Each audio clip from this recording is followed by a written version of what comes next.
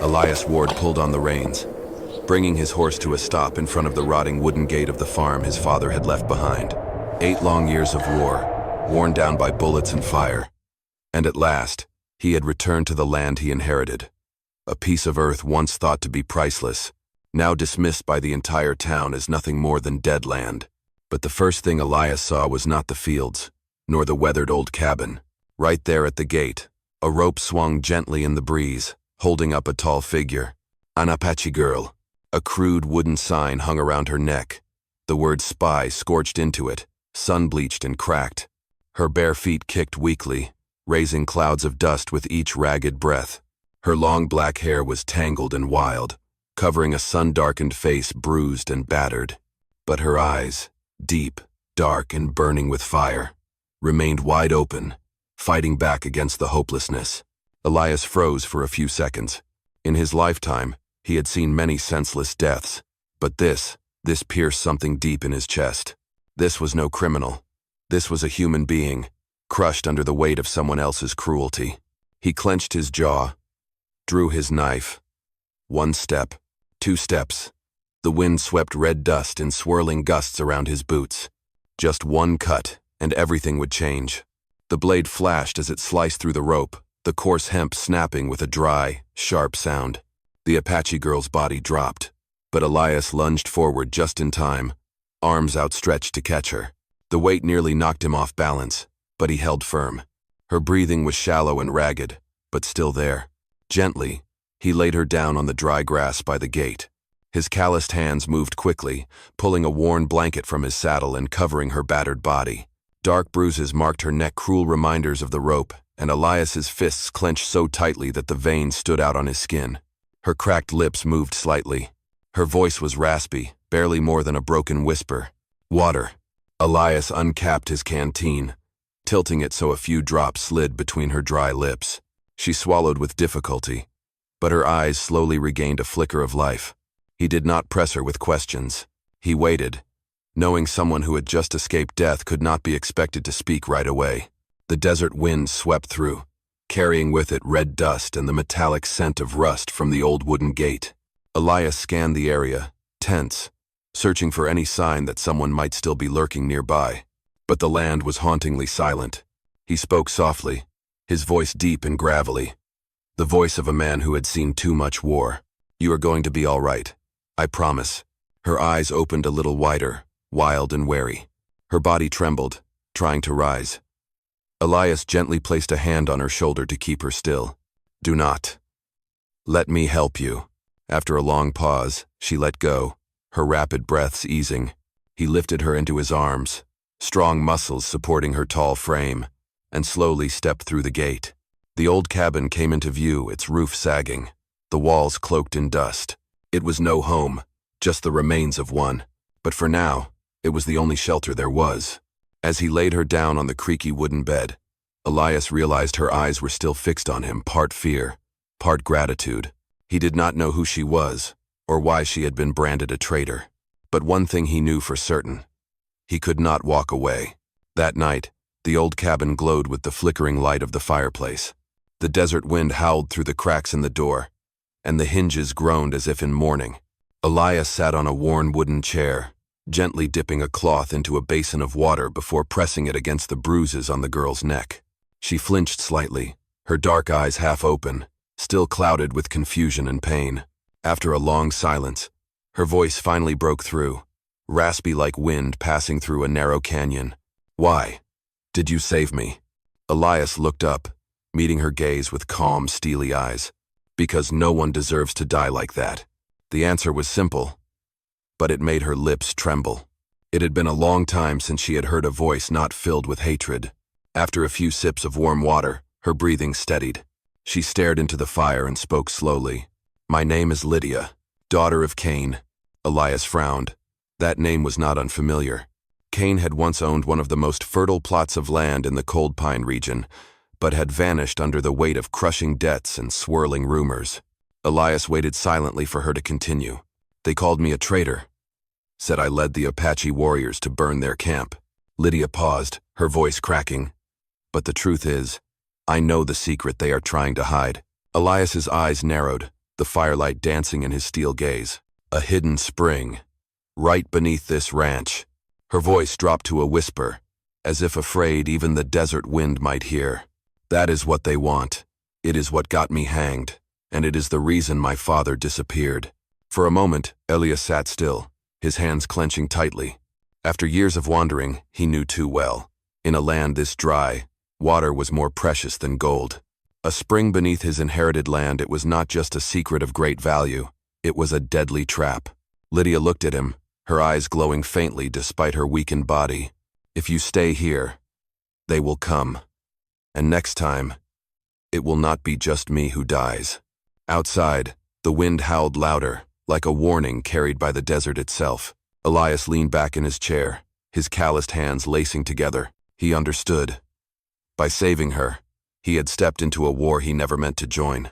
But in Elias's eyes, there was no fear, only resolve. The next morning, harsh sunlight beat down on the roof of the old cabin, casting long shadows across the cracked wooden walls.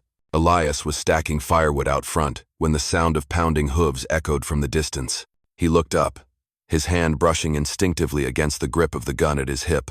3 horses appeared on the red dirt road. Leading them was a fat man with a flushed face and shifty eyes, Jasper Crowley, the infamous enforcer from the town hall.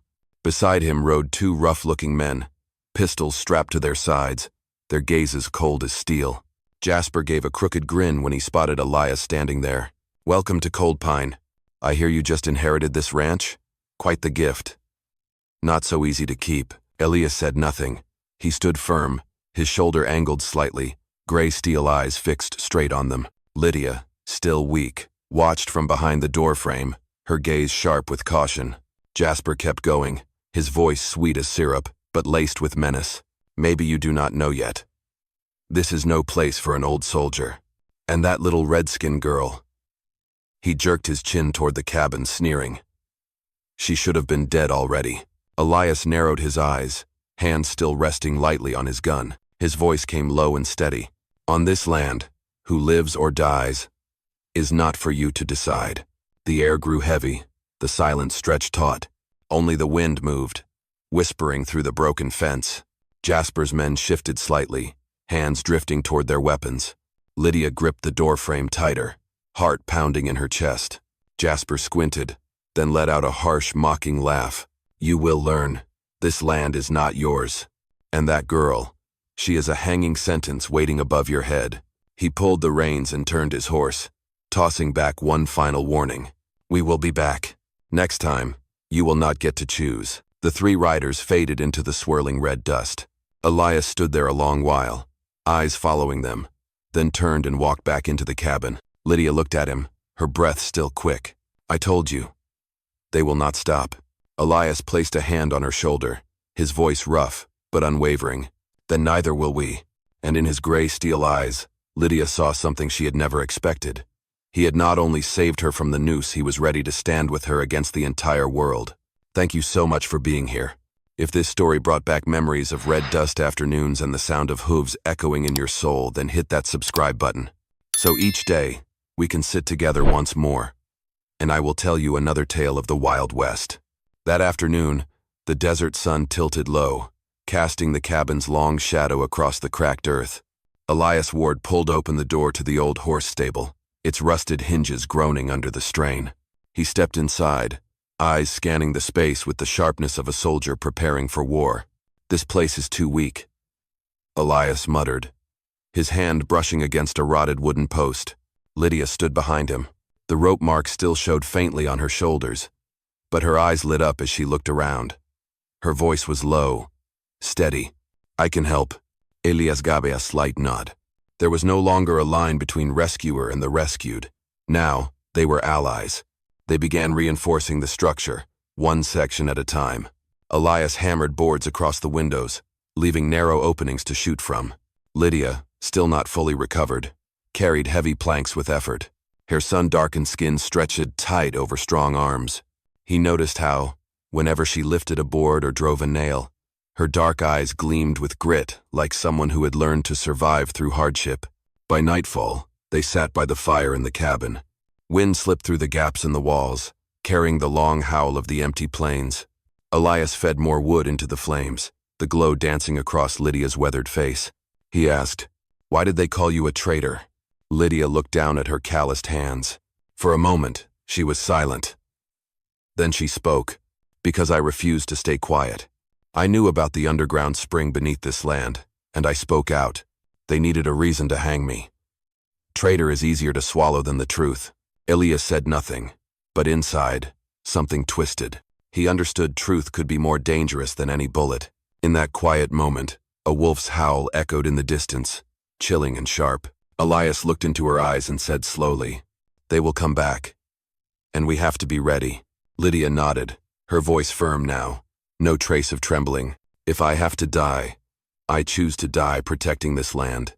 Elias placed his hand on the Winchester rifle beside him, then handed her a short knife. "Then we stand together." The firelight flickered in their eyes, a war-worn veteran, and an Apache woman once left to hang. What bound them now was one unbreakable thing, a pride that refused to bow. Night fell quickly over the desert, darkness swallowing the barren fields. A crescent moon hung above, casting silver light on the old cabin roof like a scar. Elias Ward stood at the doorway, Winchester gripped firmly in his hands, ears tuned to every whisper of the wind. Lydia sat in the shadows, back pressed against the wall, fingers wrapped tight around the knife Elias had given her. Then came the sound of hooves, first one, then many. The sharp crunch of dry stone under pounding hooves grew louder. Harsh laughter and shouted threats tore through the silence. Riders emerged from the darkness, torches blazing, flames flickering across their snarling faces. Jasper Crowley led them, voice booming. "Ward, tonight this land changes hands. Hand over the Apache woman, and we might let you live." Elias did not answer. He braced his rifle against the window slit.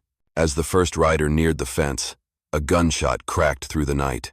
Flame flared, and the bullet tore through the dirt just inches from a horse's hooves, making it rear up with a screech. The others flinched but then roared, firing back in fury. Bullets hissed through wooden boards, sparks flying as they struck. The cabin shook with each impact, like it might come apart at any moment. Elias returned fire, each shot measured and firm. 2 riders dropped from their saddles, vanishing into the dark. Meanwhile, one attacker crept toward the back door, blade gleaming. Lydia was waiting. As he kicked the door open, she lunged, her knife slashing fast and hard. He screamed, collapsing onto the ground. She snatched the pistol from his hand, eyes flashing with fierce resolve. Flames from the torches caught the dry fence, smoke seeping into the cabin. Jasper howled, "Burn it all. Let the fire take them with it." The fire surged, lighting up the yard. Elias charged onto the porch, rifle blazing, muzzle flashes lighting the night. Lydia stood beside him, hands trembling at first but then steady. They fired side by side, shoulder to shoulder, in a storm of fire and smoke. A bullet grazed Elias's arm, blood seeping through his sleeve, but he did not fall. Lydia saw the wound, her heart clenching, but she raised her gun and dropped a man about to torch the stable. Amid the chaos, Elias took aim at Jasper. The shot rang out. Jasper tumbled from his horse, crashing hard into the dirt. The rest panicked, scattering into the darkness, leaving behind half-burned torches flickering in the sand. Smoke curled upward, the flames dying down. Only the sound of ragged breathing and the heavy scent of gunpowder remained. Elias and Lydia stood in the yard, their bodies covered in ash and dust, but their eyes still burned bright. They had held the line, at least for tonight. Dawn broke after a night of chaos, golden light filtering through the lingering smoke in the sky. Elias Ward stood in the yard, his shoulders heavy, but his eyes still clear. Lydia stepped out of the cabin, scratches still marking her arms, but her stance was solid, as if the fire from the night before had only forged her stronger. In silence, they began to clean up the wreckage, setting the door back in place, stamping out the last smoldering embers. When the work was done, Lydia motioned for Elias to follow her. She led him behind the ranch, to a patch of red earth so dry it seemed nothing could ever grow there.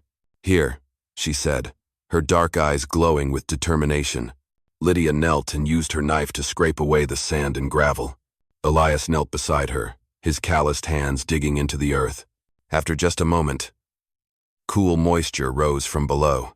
Water seeped between his fingers, clear, cold, and miraculous against the scorched desert. Elias froze. Those few drops of water were worth more than gold, more than life itself in this arid land. He understood then why so many had tried to steal the inheritance, and why Lydia had nearly died. She looked at him, her voice rough but firm. This is why everything happened. My father knew this secret. He wanted to protect it for the tribe. But greedy men found out. They called me a traitor, just to bury the truth. Elias dipped his hand into the water, lifting a small pool before letting it trickle back into the earth. In his steel-gray eyes, there was no hesitation left. Then we protect it. Not for me, but for everyone who will live from this water. Lydia said nothing. But in that moment, the last shadow of doubt faded. This man was not like the others, not here to take, but to defend. They sat beside each other, surrounded by the stillness of the desert, listening to the faint trickle of water beneath the ground. For Elias, this land was no longer a meaningless inheritance. It was a legacy, something worth fighting for with blood and courage. Lydia placed her hand on the earth, pride shining in her eyes. If you truly mean that, I will stay. No more running. Elias nodded, his gray gaze meeting hers. In the heart of the wide, empty desert, two people once cast aside now shared a reason to stand. The sun rose high, its light stretching across the dry, rolling hills. Elias Ward's ranch, after a night of fire and gunshots, now looked like a battlefield still laced with smoke.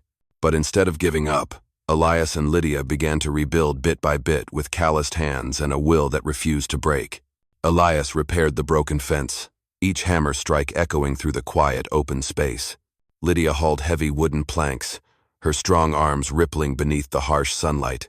They worked without words, but each glance they shared said the same thing. Both were determined to turn this land into a home.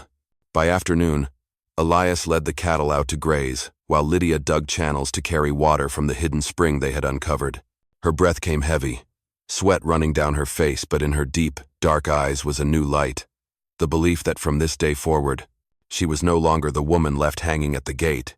She was the co-owner of this land. As the sun set behind the distant hills, the two of them sat on the porch steps, watching the sky fade into dusk. The air was quiet, save for the rustle of wind and the faint scent of wood smoke. Elias poured whiskey into 2 old tin cups and handed one to Lydia. He raised his cup slightly. To those once thought to have nothing, who found everything. Lydia touched her cup to his, a faint smile breaking across her sun-worn face. In that moment, they both understood. They were not just rebuilding a ranch, they were rebuilding their lives. Night fell. The moonlight shone across the porch roof, casting clear silhouettes of 2 people sitting side by side. No more fear, no more hangings or the ghosts of war. Only grit and a hope as steady as the ground beneath their feet. In a world where evil so often wears the mask of power, the hardest thing is not pulling the trigger, it is standing tall and saying no. Elias Ward could have turned away. He could have ignored the woman hanging at the gate of the land he inherited, but he chose the harder path, to save her, and to face the greedy forces with her. The strength of a man is not measured by how many bullets he fires, but by whether he dares to defend what is right when the world turns against him. Elias understood that sometimes, standing up does more than save a life, it restores dignity and faith to those trampled underfoot. In the cruelty of the desert, courage becomes a guiding light. And it is people like Elias, often alone, who prove this truth. Justice may be buried, but there will always be someone who rises to uncover it, with their heart and with their weathered, worn hands. It is so good to see you again, my dear friends of Wild West storytelling. I hope wherever you are safe, strong, and surrounded by peace. I love you. Tell me, what did you think of this story? Drop your thoughts in the comments below. Type Ina if you enjoyed it. And do not forget to subscribe so you do not miss the next thrilling tale from the Wild West.